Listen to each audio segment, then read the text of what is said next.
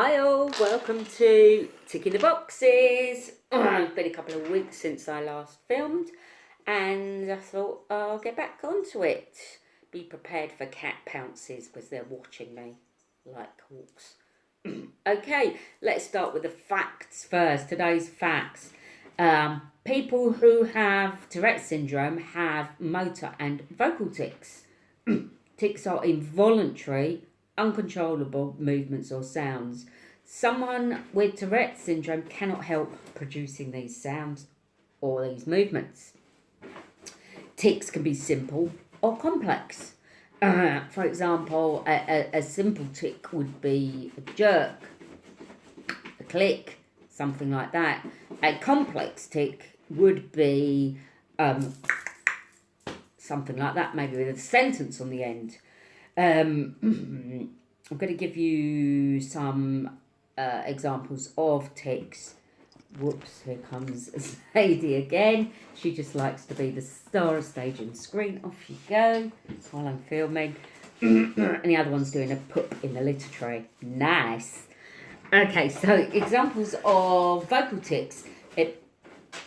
Repeated throat clearing. You will always hear me do that. Everyone who knows me will know that all the time.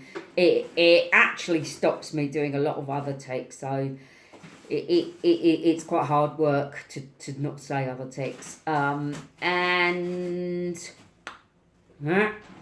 other tics are vocal tics, like sentences.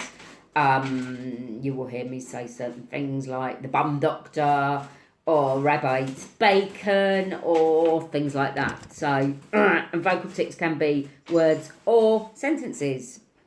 Right, some examples of tics that you might not know could be jumping, skipping, jump tucks, spinning, twirling, coughing, clicking, nodding, touching, sniffing things, and saying the same word over and over and over and over and over and over and over and over and over and over and over again, till you drive yourself mad. Okay, echolalia. Echolalia is when you repeat a word. So someone might say to me, doctor, and I'm going to the doctor, and I'll say, doctor. Actually drives me mad, but that's what happens. Echopraxia is copying someone's movement. So if someone goes like that, you might go like that. Hands up, anything. That's all it's going to be for facts for today. Otherwise, I have nothing left for the next video. Rambling, wasn't it? Now there's a cat fight going on in the hall. Not sure what's going on. Okay, as I said before, I'm kind of going to do this a bit like a book. So I will be, just putting iPad out of reach before it falls on the floor. So I'm going to be going through this a bit like I'm writing a book. So I might be jumping back into the past or into the present every now and then. And I'm going to set the scene because I was not born with Tourette's. I had adult onset Tourette's, which is unusual. Not so rare that it's like, oh my God. It happens. And I'm going to tell you the background to my story. So, chapter 1. I'm going to call this non-fluency features. Bike was the first tic I ever muttered at the age of 45. Tourette's? What do we know? We've all seen documentaries of people swearing, spitting, twitching. This is what life was going to be like for me, Laura, suburban housewife, mother, and respected teacher. So this story tells my story. It's not going to be a story of misery, anger, or sorrow, but hopefully it will be a story of hope, humour, and embracing who I am. Set the scene, I may need to tell you a bit about myself, my lifestyle, and the people around me. To do this, I need to take you back to 2008 when this all started. I was 45 that year. My eldest daughter, Carly, was in her final year of uni at Leeds, met. My middle daughter Joa was having a gap year working and would be going to uni the following year. And my youngest daughter Jamie was doing her A-levels. My husband Lawrence is a family solicitor and ran a practice nearby to where we live, in Ilford. And I was blessed with having my dear parents, my mum and dad, living about 5 minutes away.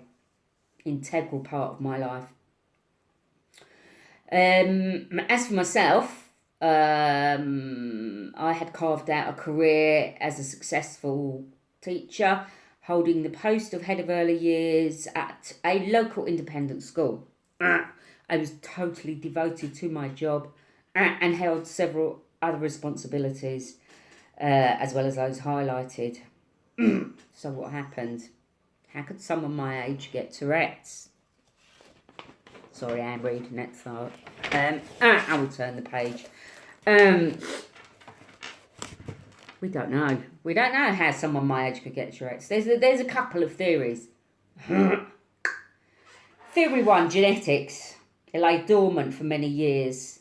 Yes, as a young child, I liked smelling things, rubbing my nose, pulling my hair, and maybe a few other sort of rituals, I would have probably called it, rather than tics.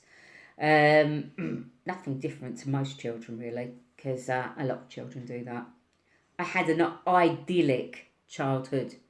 My brother and I had 2 amazing parents, great holidays abroad and in England, and I spent most of my childhood up a tree, quite happily. Theory number 2.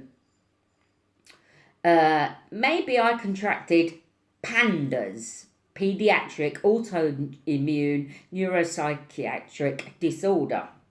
Now, that's associated with a streptococcal infection, a major sore throat. However, this was ruled out through a variety of blood tests. Could it have been caused by stress? Well, I've had my fair share over the years, but then who hasn't? So irrelevant to the cause of this, it was around April 2008 with this annoying hand tic. My fingers would either be drumming rapidly, frantically on my leg. I used to hide it behind my back, and at this point, I didn't suspect anything. I don't even know what I thought. The next few months brought along major hyperactivity, euphoria and palpitations.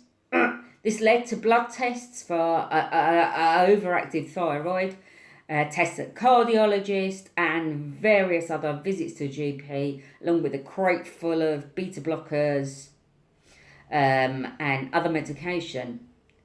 Nothing stopped the impulsive feelings. But again, I wasn't feeling ill. In fact, I quite liked the feeling. I felt happy all the time, energetic, and in a constant need for a bigger adrenaline rush. Little was I to know what was round the corner.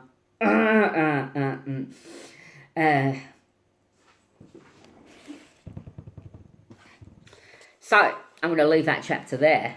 And I'm going to dedicate my poem of today to the family that I have, that are my husband and my children.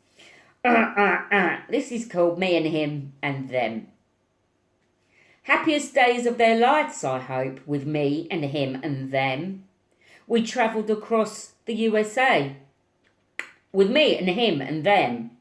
It started off with me and him, not even thinking of them. We had his kids for part of the time. I felt more for him than them. Along came number 1 was she, who made my world so neat. Number 2 a bit later, 4 of us, not yet complete. Number 3 was not so easy, a struggle into the world. The hair was straight and wavy, the youngest one had curls. So life was good in the Harris house with me and him and them. We made up silly songs we did with me and him and them. They went to nursery, then off to school while he worked at home the best. He picked them up and played with them. Bath time was such a jest. He did the shopping, ironing. He loved to iron vests. Me and him did everything to love and care for them. I studied and he worked so hard. He studied, then I worked again. Up they grew into beautiful women, clever, astute and fine. Me and him, so proud of them. How so flew the time. And that's enough from me from Ticking the Boxes for today.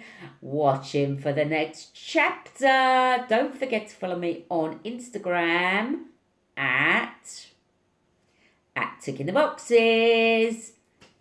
Bye.